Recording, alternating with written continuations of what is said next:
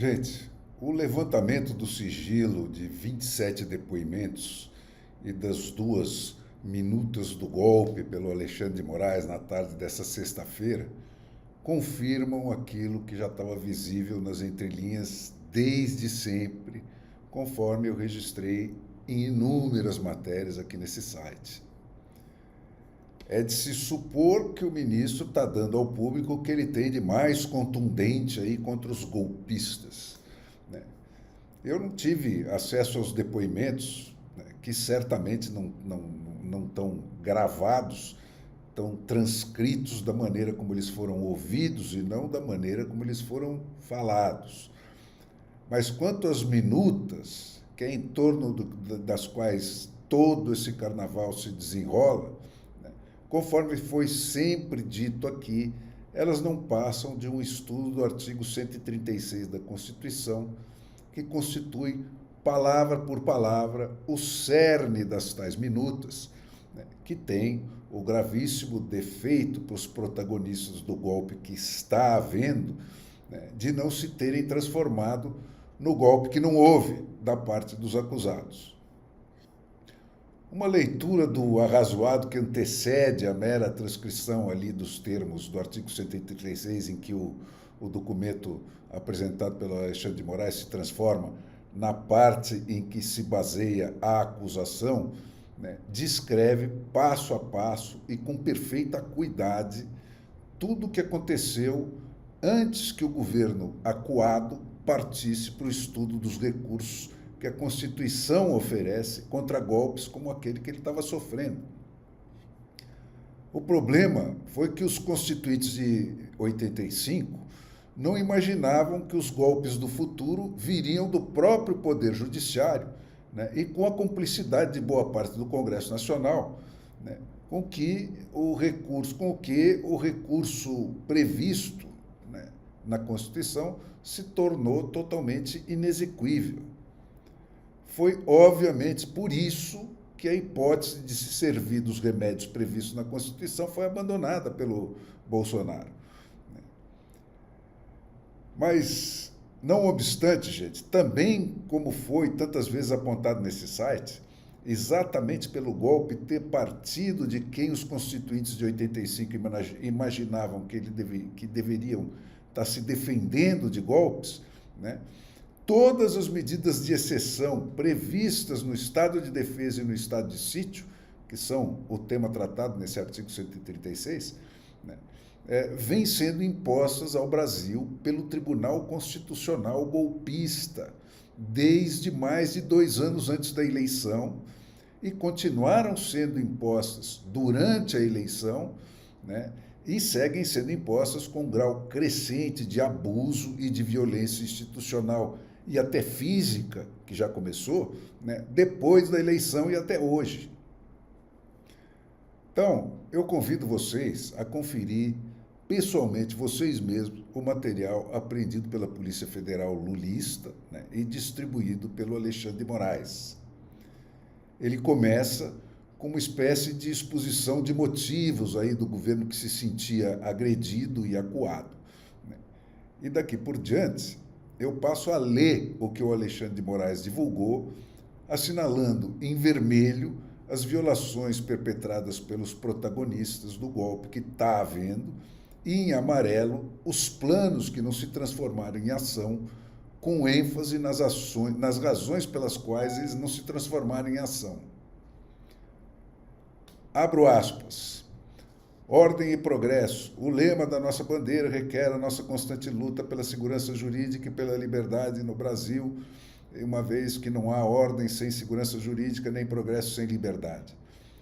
Nossa Constituição Federal de 88, a Constituição Cidadã, reúne normas gerais favoráveis à segurança jurídica e à liberdade da sociedade brasileira, na medida em que direitos e garantias como o direito à vida, à liberdade e à igualdade, princípios fundamentais como o devido processo legal, o contraditório e a imparcialidade, e remédios constitucionais como o habeas corpus ou o habeas data, foram criados pelo Constituinte em linha com os interesses de todos os membros da sociedade brasileira. Eu já assinalei em vermelho esses itens, todos que vocês viram aí, porque esses todos vinham sendo violados desde lá de trás, né? 2 anos antes da eleição, isso já tinha começado, muito mais do que 2 anos antes. E sigo nas aspas. Sem dúvida, nesse contexto, a ideia de justiça para o direito do Estado presume que o poder emana do povo e que a realização da justiça é um imperativo para a sociedade e os agentes públicos. É dizer, numa perspectiva constitucional, a ideia de justiça para o direito depende de leis justas e legítimas do Estado democrático de direito, assim como de decisões judiciais justas e legítimas. Para tanto, devemos considerar que a legalidade nem sempre é suficiente. Por vezes, a norma jurídica ou a decisão judicial são legais, mas ilegítimas, por se revelarem injustas na prática. Isso ocorre quase sempre em razão da falta de constitucionalidade, notadamente pela ausência de zelo à moralidade institucional na conformação com o ato praticado. Assinalei aqui esses pontos em vermelho, a ideia de justiça para o Estado para o direito do Estado presume que o poder emana do povo, né, e não quem fala pelo povo é o Congresso Nacional, e esse poder estava sendo usurpado, vinha sendo crescentemente usurpado pelo Judiciário.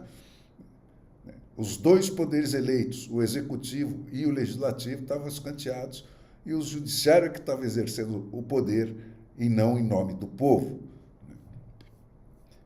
Então, isso caracterizava a falta de constitucionalidade, que foi o outro ponto assinalado em vermelho aí nesse trecho. E volto para o texto. Devemos lembrar que a Constituição Federal de 88 inovou ao prever expressamente o princípio da moralidade no caput do seu artigo 37. Importante isso aí, né? Porque tudo isso começa com o quê?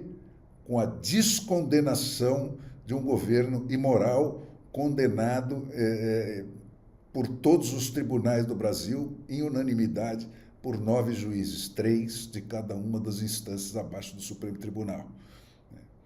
E volto para o texto. Esse princípio constitucional de inspiração humanista e iluminista surgiu na jurisprudência do Conselho de Estado francês há mais de 100 anos, como forma de controle para o desvio de finalidade na aplicação da lei. Era o que estava acontecendo. Para além do seu reconhecimento e aplicação na França, o princípio da moralidade também vem servindo de baliza para o exercício dos agentes públicos em outros países.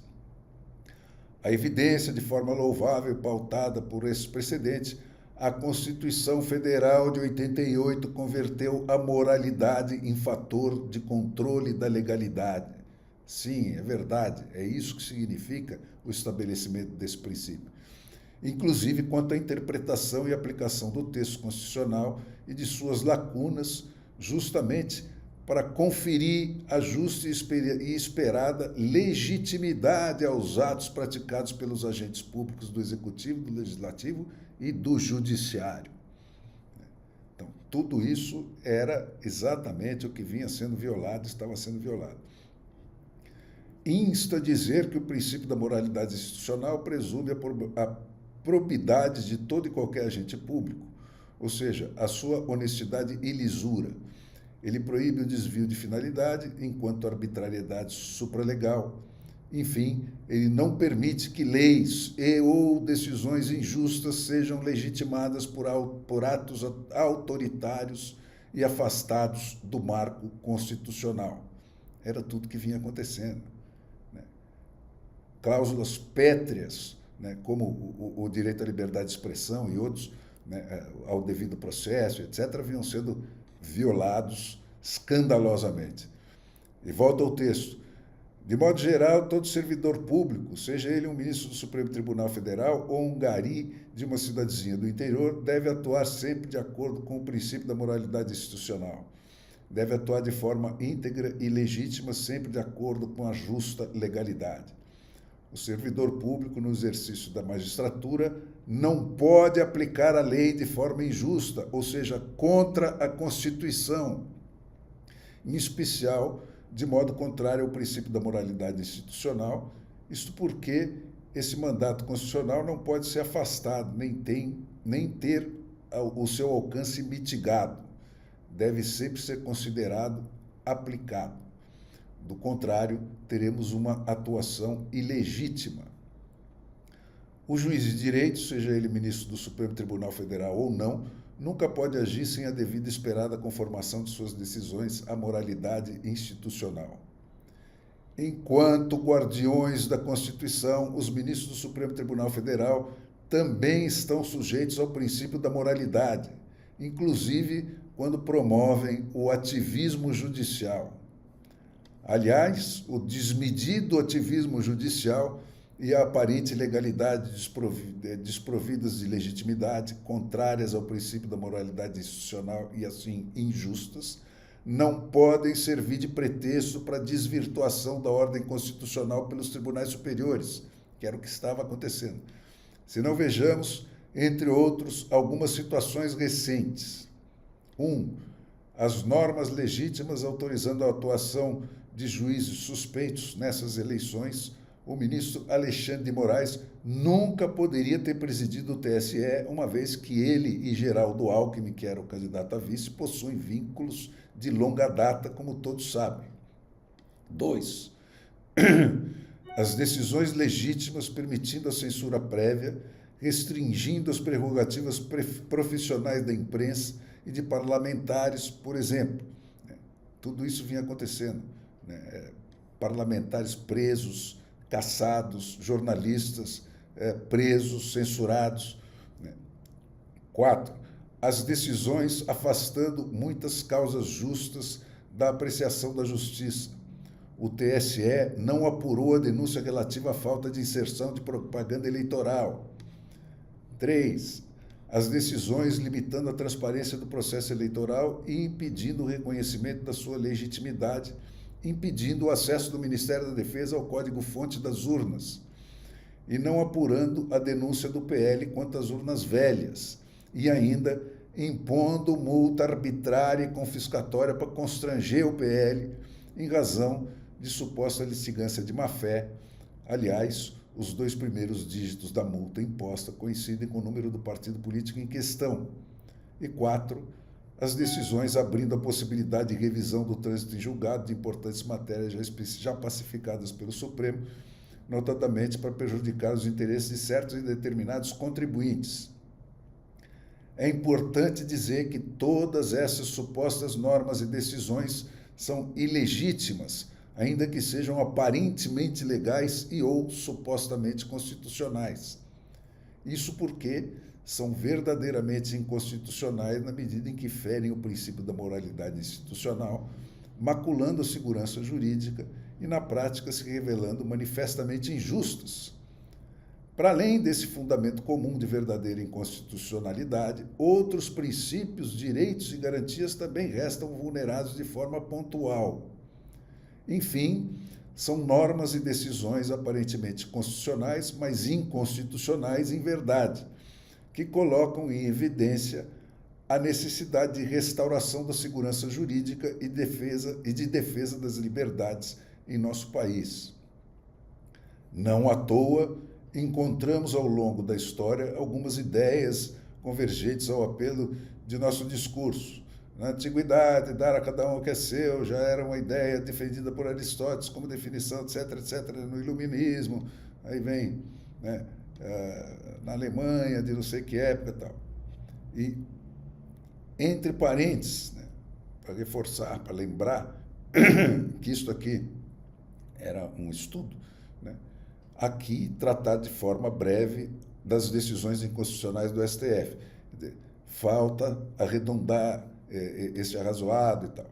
Afinal, diante de todo o exposto, e para assegurar a necessária restauração do Estado democrático de direito no Brasil, jogando de forma incondicional dentro das 4 linhas, com base em disposições expressas da Constituição Federal de 88, declara o estado de sítio e, como ato contínuo, decreto a operação de garantia da lei e da ordem com estado de defesa. Aí ele passa praticamente a transcrever a Constituição.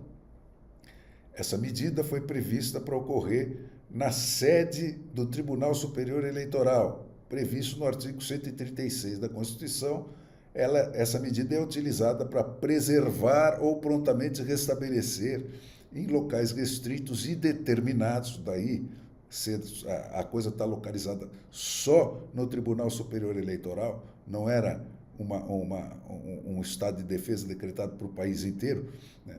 A ordem pública ou a paz social ameaçados por grave e iminente instabilidade institucional ou atingidos por calamidade de grande proporção da natureza. A medida ampliaria os poderes do presidente da República. Então, era exatamente o que estava acontecendo, né? Uma grave e iminente instabilidade institucional definida pela usurpação dos poderes do Executivo e do Legislativo pelo Judiciário. E não nem pelo Judiciário, também os poderes do Judiciário e do Ministério Público estavam sendo usurpados pelo Supremo Tribunal, e em especial por uma pessoa dentro do Supremo Tribunal. E aí volta o texto dele para dentro do texto da Constituição.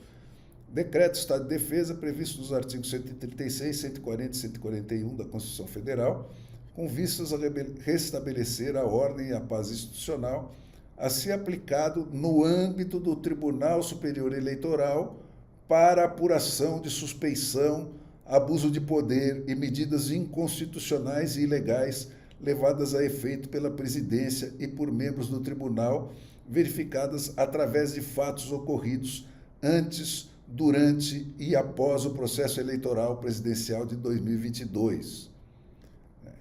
O presidente da República, no uso das suas atribuições, ele confere os artigos 84, inciso tal e tal, decreta. Artigo 1, isso volta para o texto da Constituição, praticamente, né? Fica decretado, com fundamento nos artigos 136, 140, 141 e 84, inciso 9 da Constituição Federal, o estado de defesa na sede do Tribunal Superior Eleitoral em Brasília, Distrito Federal, com o objetivo de garantir a preservação ou o pronto restabelecimento da lisura e correção do processo eleitoral presidencial do ano de 2022, no que pertine, né, a sua conformidade e legalidade, as quais, uma vez descumpridas ou não observadas, representam grave ameaça à ordem pública e à paz social. Isso seria a argumentação, né, que ele daria se ele tivesse decretado o estado de defesa e o estado de sítio, que ele não decretou. Aí vem, parágrafo 1º, ele volta ao texto da lei. Fica estipulado o prazo de 30 dias para o cumprimento da ordem estabelecida no caput. Quer dizer, o estado de defesa, segundo a Constituição, não pode ultrapassar 30 dias, né? E o estado de exceção imposto pelo Supremo Tribunal, né, já dura 2 anos, 3 anos. Então, fica estipulado o prazo de 30 dias para o cumprimento da ordem estabelecida no caput a partir da data de publicação desse decreto, podendo ser prorrogado uma única vez. Isso é o texto da Constituição. Parágrafo 2º, ainda é o texto da Constituição. Entende-se como sede do Tribunal Superior Eleitoral todas as dependências onde houve tramitação de documentos, petições e decisões acerca do processo eleitoral presidencial de 2022, bem como o tratamento de dados telemáticos específicos de registro, contabilização e apuração dos votos coletados por urnas eletrônicas, né, em todas as zonas e seções disponibilizadas em território nacional e no exterior. Então, quer dizer, não é esse parágrafo 2º não é o do texto da lei, do parágrafo do artigo 136. É o que seria a delimitação do estado de defesa que ele queria decretar exclusivamente, como está dito aqui, né, ao Tribunal Superior Eleitoral para se fazer uma recontagem de votos independente e um exame da documentação e dos códigos-fontes, enfim, tudo que o tribunal não permitiu que o Brasil fizesse a respeito das dúvidas que ele tem e tinha e continua tendo a respeito da eleição, né, e dessa máquina de votar. Parágrafo 3º, verificada a existência de indícios materiais que interfiram no objetivo previsto no caput do artigo 1º, a medida poderá ser estendida às sedes dos tribunais regionais eleitorais. Então, de novo, o Estado de Defesa estava focado nos tribunais eleitorais para ver o que é que eles tinham feito realmente na eleição, né? Além daquilo que ficou explícito, na proteção explícita, na perseguição explícita ao Bolsonaro e na liberação de tudo que o Lula quis fazer na campanha. Artigo 2º, volta aí sim o texto da Constituição. Na vigência do estado de defesa ficam suspensos os seguintes direitos: sigilo de correspondência e de comunicação telemática e telefônica. Então, quem que está fazendo isso desde sempre, com todo mundo? O golpe que está havendo, o Supremo Tribunal Federal.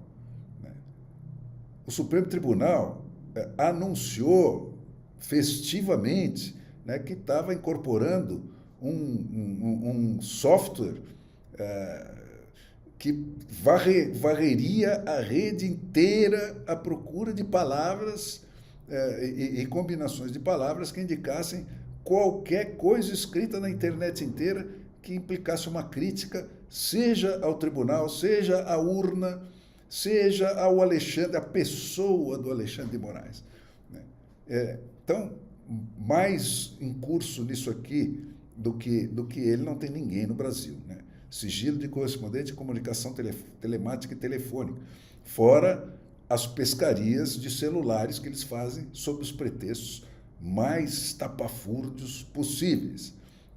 Aqui, no que seria o estado de defesa decretado pelo Bolsonaro, né, só o dos membros do Tribunal Superior Eleitoral durante o período que compreende o processo eleitoral até a diplomação do presidente e vice-presidente eleitos, ocorrida no dia 12 de 2022.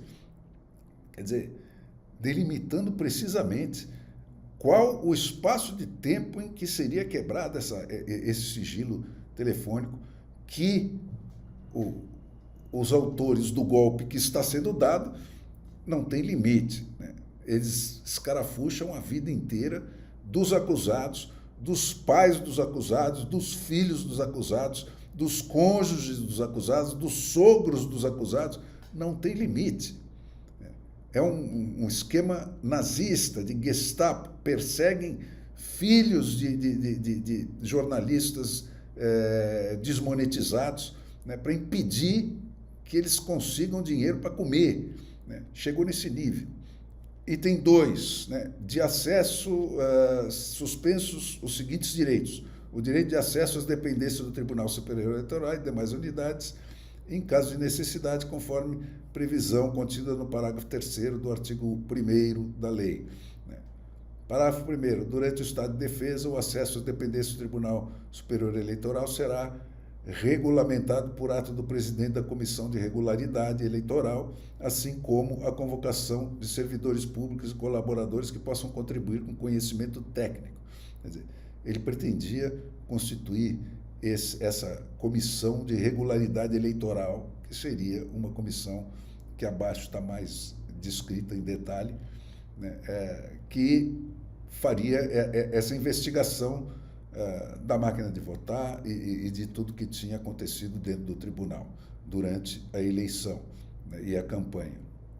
Artigo 3º, na vigência do estado de defesa, qualquer decisão judicial direcionada a impedir ou retardar os trabalhos da Comissão de Regularidade Eleitoral terá seus efeitos suspensos até a finalização do prazo estipulado no parágrafo 1º, artigo 1º, que é um prazo de 30 dias. Item 2. A prisão é o outro direito, né, que fica relativizado com o estado de defesa. A prisão por crime contra o Estado, determinada pelo executor da medida, será por este comunicado imediatamente ao juiz competente.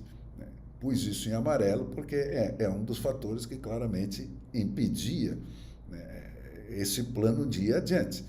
Porque o juiz competente é exatamente o acusador, é o autor do golpe, né, que poderá promover o relaxamento dessa prisão em caso de comprovada ilegalidade, facultado ao preso o requerimento de exame de corpo de delito à autoridade policial competente, coisa que não foi feita com nenhum dos milhares de presos do seu Alexandre de Moraes, né?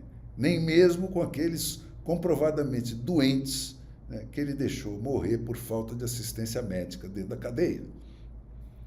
3. A comunicação será acompanhada de declaração pela autoridade do estado físico e mental do detido no momento da sua atuação. Volto a lembrar o caso do Clesão. Eles negam isso ostensivamente, mesmo aos casos mais evidentes de doença. Aquele comandante da PM de Brasília é outro. Está lá, sob risco iminente de morrer na prisão e não sai de lá, e não se sabe até hoje por que ele está preso. 4. A prisão ou detenção de qualquer pessoa não poderá ser superior a 10 dias.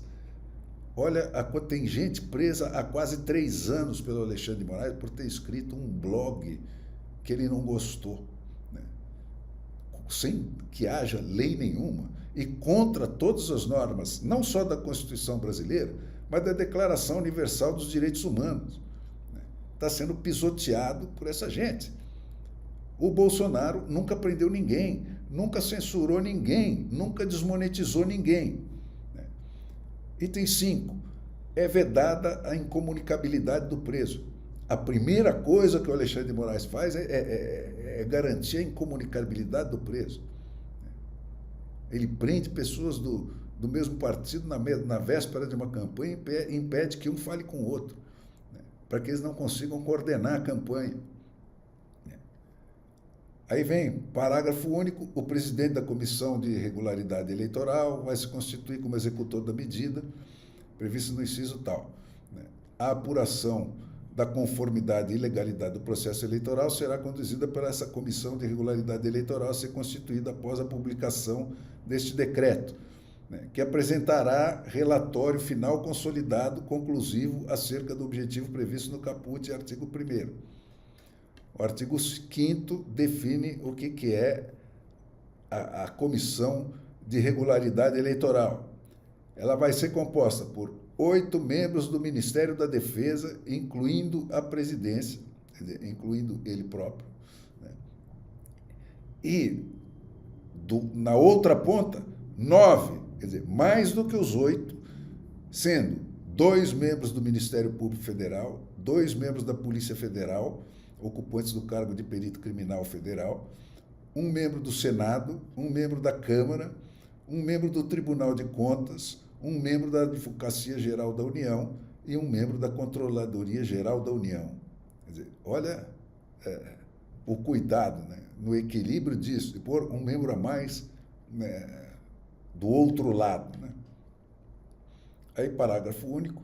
À exceção das autoridades constantes do inciso 1, cuja indicação caberá ao ministro da Defesa, as indicações dos membros dos órgãos e instituições que integrarão a Comissão de Regularidade Eleitoral deverão ser feitas em até 24 horas após a publicação desse decreto. Aí né? Artigo 6º. Serão convidados a participar do processo de análise do objeto desse decreto, quando da apresentação do relatório final consolidado, as seguintes entidades: um integrante da OAB, um representante da ONU, né, um representante da Organização dos Estados Americanos. Né. Imagine se um golpe, né, ao fim da investigação que se pretendia fazer com o estabelecimento do Estado de Defesa, né, ia se propor a botar um representante da Ordem dos Advogados do Brasil, um representante da ONU, um representante da OEA, para conferir aquilo que foi feito, e se foi bem feito, e se foi feito com justiça e com tecnicalidade suficiente. Imagine se isso é um golpe, né? Então, ali vinha avaliar a pertinência da manutenção desse dispositivo. Alguém deve ter feito algum comentário para dizer, será que isso...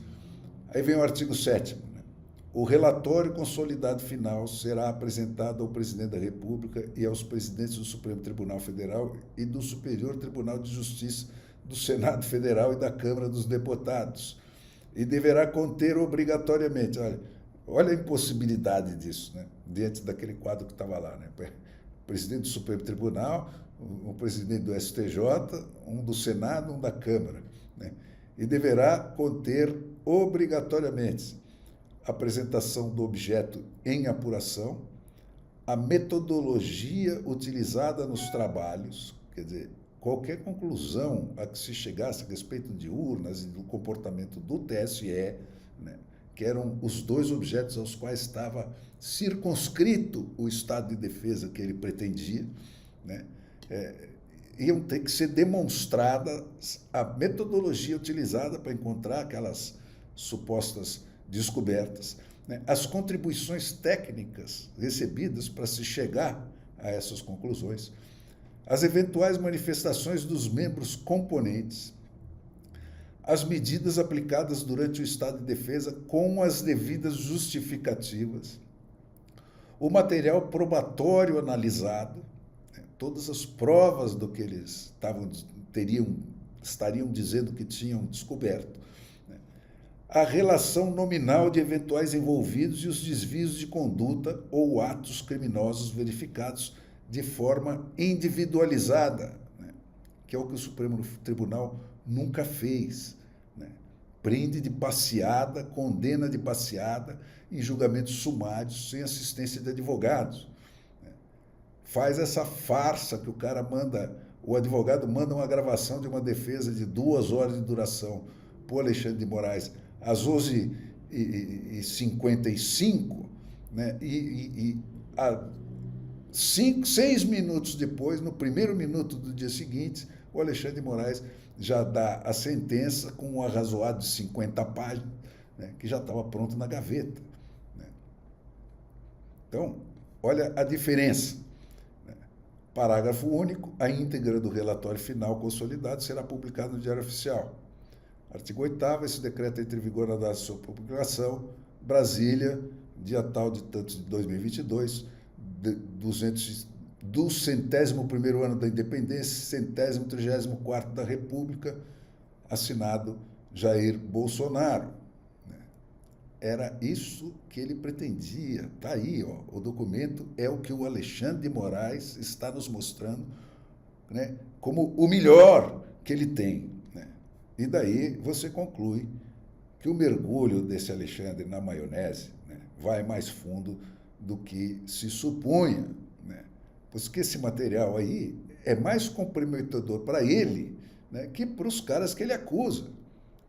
E ele não parece mais se dar conta disso, porque ele está flutuando lá nas alturas, né, num delírio.